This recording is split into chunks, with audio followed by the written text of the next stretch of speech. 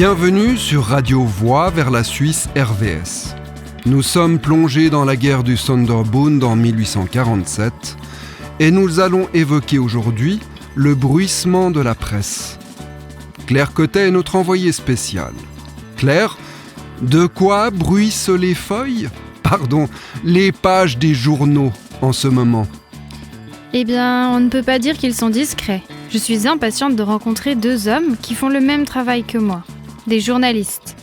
Ils écrivent à la plume d'oie et couvrent la guerre du Sonderbund en 1847. Pour des journaux différents ? Oui, tout à fait. L'un est à la Luzerner Zeitung, gazette de Lucerne, le journal conservateur, tandis que l'autre est à la NZZ, la Neue Zürcher Zeitung, la gazette de Zurich. Ah, la NZZ, le journal hyper-libéral. Alors, allons-y.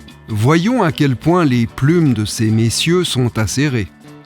Très acérées, je peux te le dire. Ils ont d'ailleurs choisi de ne pas vraiment répondre à mes questions, mais plutôt de citer des extraits de leurs journaux. Les extraits cités dans cette émission proviennent des journaux de l'époque. Leur version française est librement adaptée de l'allemand. Bonjour, messieurs. Bonjour, madame. Bonjour. Monsieur Fischer, vous écrivez pour la Luzerner Zeitung. Donc, vous êtes du côté du Sonderbund. Qu'avez-vous écrit juste avant le début de la guerre ? Eh bien, j'ai quelque chose pour vous du journal allemand Augsburger Post. Cet extrait qui date du 8 novembre est si pertinent que nous l'avons reproduit dans notre journal. Il rend parfaitement compte de l'hypocrisie des cantons radicaux. Je cite. L'expulsion des jésuites n'est en aucun cas la raison de la guerre actuelle entre les 13 cantons et le Sonderbund. Elle lui donne son nom, mais à y regarder de plus près, elle marque en réalité la lutte entre le radicalisme, ou plus précisément le nihilisme moderne, et la foi, ses valeurs, ses institutions et, au final, la propriété. Monsieur Fischer, vous êtes donc d'avis que l'expulsion des jésuites de Lucerne n'est qu'un prétexte pour faire la guerre. Monsieur Daverio, vous êtes en train de feuilleter nerveusement la NZZ du même jour. Que dit-on à Zurich ? Monsieur Fischer fait fausse route lorsqu'il dit que les jésuites ne sont pour nous qu'un prétexte. C'est tout le contraire. Voilà ce que nous avons écrit à leur sujet.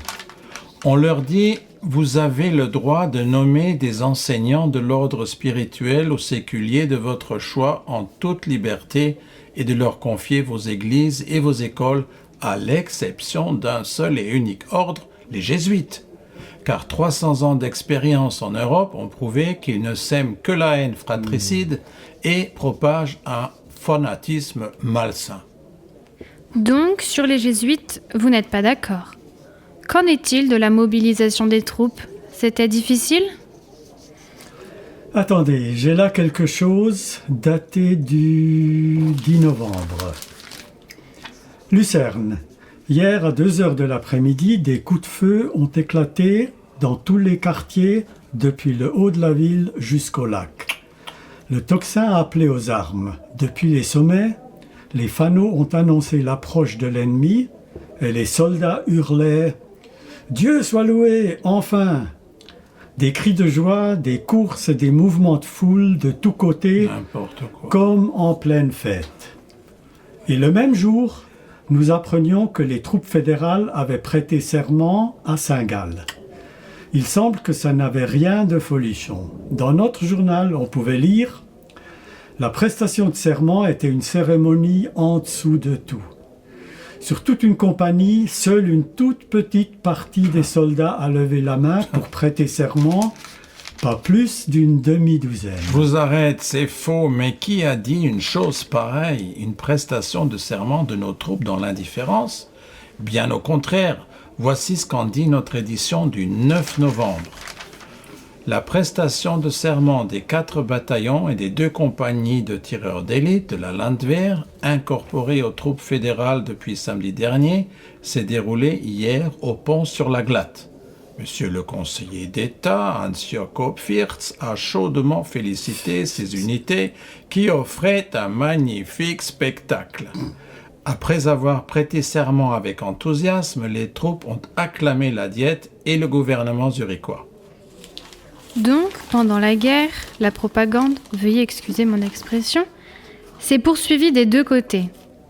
J'aimerais maintenant en venir à sa conclusion.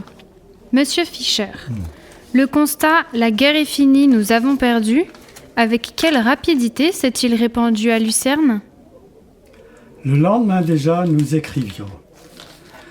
Des combats se sont déroulés hier à Meierskappel, Onau et Gisikon, où l'on se serait vaillamment battu des deux côtés.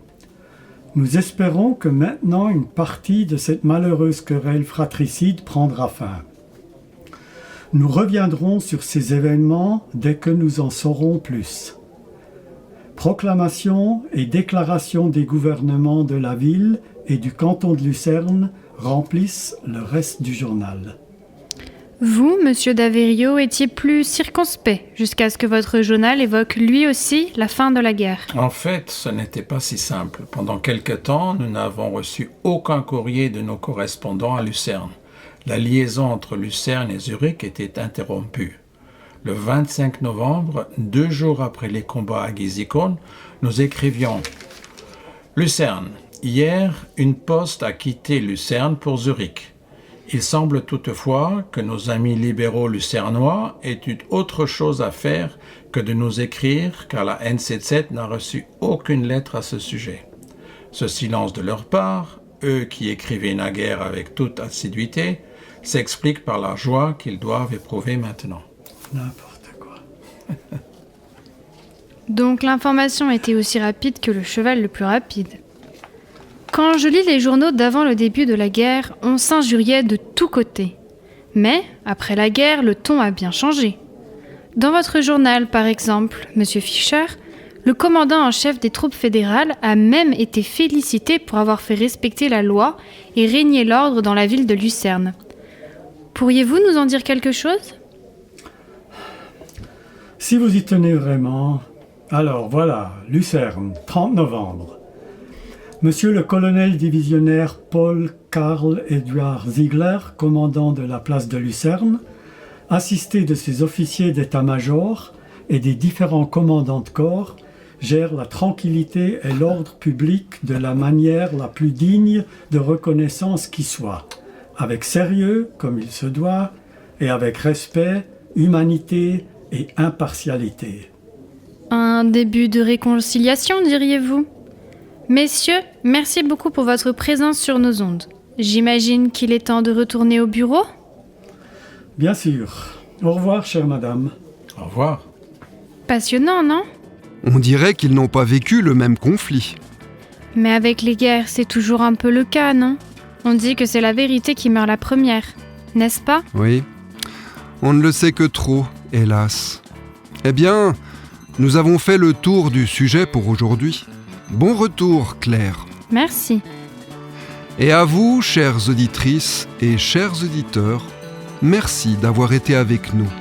Et à bientôt.